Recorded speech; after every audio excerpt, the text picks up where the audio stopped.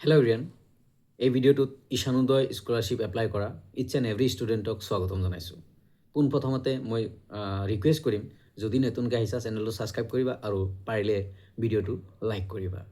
চ' এই ভিডিঅ'টো 2024 বৰ্ষৰ এণ্ড 2025 বৰ্ষৰ বা তাৰে আগৰ যিমান ষ্টুডেণ্টে ঈশানোদয় এপ্লাই কৰিছে সেইবোৰ ষ্টুডেণ্টৰ কাৰণে। ফাৰ্ষ্ট মই এই ভিডিঅ'টো বনোৱাৰ মূল উদ্দেশ্যটো হ'ল, বহুতে মোক মেছেজ কৰি আছে বা কমেণ্ট কৰি আছে ডিফাৰেণ্ট কুৱেশ্যন ৰিগাৰ্ডিং। চ' সেইকেইটা কুৱেশ্যনৰ এনচাৰ দিবলৈ চেষ্টা কৰিছোঁ। চ' ভালকৈ মন কৰি শুনিবা। ফাৰ্ষ্ট কুৱেশ্যনটো হ'ল দাদা ৰিনিউৱেল পে'মেণ্ট 2024 চনৰ ষ্টুডেণ্টৰ ৰিনিউৱেল পে'মেণ্ট। যিবোৰ ষ্টুডেণ্টে 2024 এপ্লাই কৰিছিলা আৰু 2025 ফাৰ্ষ্ট পে'মেণ্ট পাইছা 80,000 পাৰ ইয়াৰ, 80,000 পাইছা ফাৰ্ষ্ট পে'মেণ্ট ঈশানোদয়ৰ পৰা UGCৰ। চ' সেইবোৰ ষ্টুডেণ্টে এগেইন ৰিনিউৱেল কৰিছা আৰু ইতিমধ্যে মই চেক কৰিছোঁ তোমালোকৰ ঈশানোদয়ৰ এপ্লাই ডেট খতম হৈ গৈছে। 15 ডিচেম্বৰত খতম হৈ গৈছে, 15 ডিচেম্বৰত খতম হৈ গৈছে। চ' যিবোৰ ষ্টুডেণ্টে ৰিনিউৱেল কৰি ফাৰ্ষ্ট পে'মেণ্ট পাইছিলা এণ্ড ৰিনিউৱেল এগেইন তোমাৰ ইনকাম এফিডেভিট সেইখিনি দি ৰিনিউৱেল কৰিছা, সেইবোৰ ষ্টুডেণ্টৰ পে'মেণ্ট কেতিয়া পাবা? একদম ক্লিয়াৰ এণ্ড কাট কথা, it's and every year March এপ্ৰিলত ৰিনিউৱেলৰ পইচা ৰিলিজ কৰে।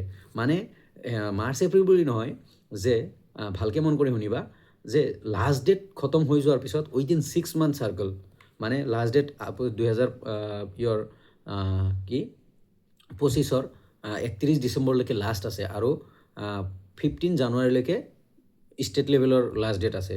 চ' লাষ্ট ডেটৰ পিছত উইদিন 6 মান্থ চাৰ্কলত তোমালোকৰ ৰিনিউৱেল পে'মেণ্ট পাই যাবা। এগেইন 80,000 পাবা চ' মষ্ট প্ৰবাবলি ধৰি লোৱা যে মাৰ্চ এপ্ৰিল বা মে এই 3 মাহত তোমালোকৰ ৰিনিউৱেল পে'মেণ্ট পাই যাবা। আগতো হ'ব পাৰে বা 2 এদিন পিছত হ'ব পাৰে, বাট মষ্ট প্ৰবাবলি সেনেকুৱা মাহত মাৰ্চ এপ্ৰিল মাহত দি দিয়ে ৰিনিউৱেলৰ পইচা। চ' নেক্সট 80,000 পাবলৈ ৰেডি হৈ যোৱা যিবোৰ ষ্টুডেণ্ট অলৰেডি পাইছা। এতিয়া কথা মেইন টপিক 2025 চনৰ ষ্টুডেণ্ট।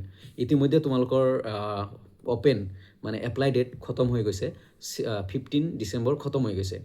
এতিয়া তোমালোকৰ ইনষ্টিটিউট লেভেল কিছুমানৰ ভেৰিফিকেশ্যন হৈছে, মেক্সিমামৰ ইনষ্টিটিউট হৈ গৈছে, মেক্সিমামৰ তোমালোকে এপ্লাই কৰিছা, ইনষ্টিটিউট হৈ গৈছে। তোমালোকৰ কিছুমানৰ ইনষ্টিটিউট হৈছে, কিছুমানৰ ইনষ্টিটিউট হোৱাৰ পিছত প্ৰচেছটো চাবা। ইনষ্টিটিউট হৈছে okay, next process state level মিনিষ্ট্ৰীয়ে কৰে, কিছুমানৰ হৈ গৈছে। চ' নেক্সট প্ৰচেছটো হ'ল merit list. Okay, merit list তোমালোকৰ কাৰণে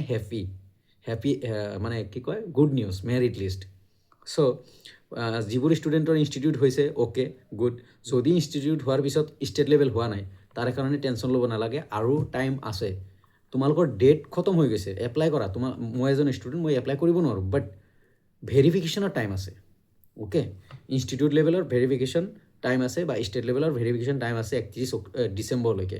31 ডিচেম্বৰলৈকে টাইম আছে, 31 ডিচেম্বৰলৈকে টাইম আছে। ইনষ্টিটিউট হৈ গৈছে যিবোৰ ষ্টুডেণ্ট, ফাৰ্ষ্ট কেছ ইনষ্টিটিউট হৈ গৈছে, ষ্টেট হৈ গৈছে, বিন্দাছ থাকা। মেৰিট লিষ্টৰ কাৰণে ৱেইট কৰা। ছেপ্টেম্বৰ বা আগষ্টত তোমালোকৰ মেৰিট লিষ্ট আহি যাব, তাৰে পিছত তোমালোকে 4th ষ্টেপ পে'মেণ্ট পাবা। অ'কে, যিবোৰ ষ্টুডেণ্টৰ ইনষ্টিটিউট ষ্টেট হৈ গৈছে, মেৰিট লিষ্টত যদি চিলেক্ট হৈ যা 100% পে'মেণ্ট পাবা। এতিয়া কথা হ'ল মেক্সিমাম ষ্টুডেণ্টৰ ইনষ্টিটিউট হৈছে, বাট এনেকুৱা আছে যে 40 to 30% ষ্টুডেণ্টৰ ষ্টেট লেভেল হোৱা নাই। বাট সেইকাৰণে বাৰে কৈছোঁ, টেনশ্যন ল'ব লগা নাই ভাইটি এণ্ড ভণ্টি। মই নিজে কৈছোঁ যে তোমালোকৰ NSPয়ে একদম সঠিক টাইমত তোমালোকক ভেৰিফাই কৰিব। অ'কে, যদি ডিফেক্ট আহে, ষ্টেট লেভেলৰ পৰা যদি ডিফেক্ট আহে, তোমালোকে প্লিজ তোমালোকৰ ডকুমেণ্টছখিনি আপলোড কৰিবা। মই মিনিমাম 2 মাহ আগত মই এই কথাখিনি কৈছোঁ। যদি কোনোবাৰ ডিফেক্টিভ আহে, যেতিয়া ফাৰ্ষ্ট ডিফেক্টিভ আহিছিল মোক কুৱেশ্যন কৰিছিল, দাদা মই কি কৰিম, মোৰ ডিফেক্টিভ আহিছে ষ্টেট লেভেলৰ পৰা, মই ডমিচাইল দিছিলোঁ PRC জেগাত। অ'কে, আগতে ডমিচাইল দি হৈছিল, কিন্তু এতিয়া নহয়। চ' মই তাক কৈছিলোঁ যে প্লিজ আপলোড ইউৰ PRC, তুমি তোমাৰ ডমিচাইলৰ জেগাত PRC দিয়া, 100% হৈ যাব। আৰু তেওঁৰ হৈ গৈছে।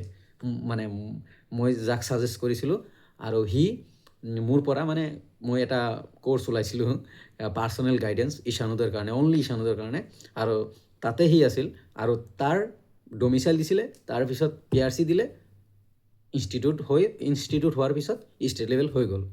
চ' যিবোৰ ষ্টুডেণ্টৰ এতিয়া ডিফেক্টিভ আহিছে বহুতে মোক কমেণ্ট কৰি থাকে লাইভত দাদা ডিফেক্টিভ আহিছে তোমালোকে ছাপ'জ ডমিচাইল দিছিলা প্লিজ PRCD ৰি-আপলোড কৰা এণ্ড তোমাৰ কলেজৰ নোডেল অফিচাৰজনক যোনজন অফিচত কাম কৰে নোডেল অফিচাৰ স্কলাৰশ্বিপৰ কাম কৰে সেইজন ছাৰক প্লিজ জনাই আহিবা ছাৰ মই ৰি-আপলোড কৰিছোঁ মোৰ ডিফেক্টিভ আহিছিলে 100% হৈ যাব মানে টেনশ্যন ল'ব লগা একো নাই অ'কে চ' যিবোৰ ষ্টুডেণ্টৰ ইনষ্টিটিউট হৈ গৈছে ষ্টেট হৈ গৈছে বিন্দাছ থাকা কোনো কুৱেশ্যন নাই মেৰিট লিষ্টৰ কাৰণে ৱেইট কৰা যিবোৰৰ ইনষ্টিটিউট হৈছে প্লিজ তোমালোকে ষ্টেট লেভেলৰ কাৰণে ৱেইট কৰা মিনিষ্ট্ৰীয়ে কৰিব নিশ্চয় কৰিব টাইমমতে আৰু ভয় খাব লগা একো নাই অ'কে আৰু ডিফেক্টিভ আহিলে মই কৈছোঁ ৰি-আপলোড কৰা অ'কে আৰু এতিয়া তোমালোকে বহুতে কুৱেশ্যন কৰে দাদা মেৰিট লিষ্ট কেতিয়া আহিব আমি পে'মেণ্ট কেতিয়া পাম মেৰিট লিষ্ট তোমালোকৰ আগষ্ট ছেপ্টেম্বৰত আহিব খাটাং কথা জুলাই আগষ্ট ছেপ্টেম্বৰ এই 3 মাহৰ ভিতৰত মেৰিট লিষ্ট আহে আৰু ছেপ্টেম্বৰ অক্টোবৰত তোমালোকৰ পে'মেণ্ট ৰিলিজ হৈ যাব তোমালোকৰ পে'মেণ্ট পাই যাবা যিবোৰ ষ্টুডেণ্ট ছিলেক্ট হ'ব মেৰিট লিষ্টত সেইবোৰ ষ্টুডেণ্টহে পে'মেণ্ট পাব ক্লিয়াৰ এণ্ড কাট কথা 10,000 ষ্টুডেণ্টৰ লিষ্ট এটা বনিব আৰু সেই 10,000 ষ্টুডেণ্টক 80,000 পাৰ ইয়াৰ দিব আৰু এটা কুৱেশ্যন আহে যে দাদা কাট অফ কিমান যাব মোৰ মতে কাট অফ কৈছোঁ দেই মোৰ মতে মই কোনো জ্ঞানী মানুহ নহয় মই একদম লয়াৰ ক্লাছ বুলি ধৰা বা একদম নজনা মানুহ তথাপিও মই এজামশ্যন কৰিছোঁ যে মোৰ মতে 78 to 82% মানে ইয়াৰ মাজত কাট অফটো থাকিব অ'কে আৰু যিবোৰ ষ্টুডেণ্ট 80ৰ ওপৰত আছা বিন্দাছ অফ কৰা কিছুমান বস্তু পাৰ্চেণ্ট থাকিলেও নাপায় চ' অলপ কপালৰো কথা আছে চ' প্লিজ ভগৱান আল্লাহ কৃষ্ণ শিৱ দুৰ্গা মা যাক প্ৰে কৰিবা যাতে তোমাৰ হৈ যায় বা তুমি পোৱা আৰু যিবোৰ ষ্টুডেণ্ট কৰিছা তোমালোকৰ চবেই নিদি মানে স্কলাৰশ্বিপটো পাবলৈ মানে পালে ভালকৈ পঢ়িব পাৰিবা ময়ো খোজোঁ তোমালোকে পোৱা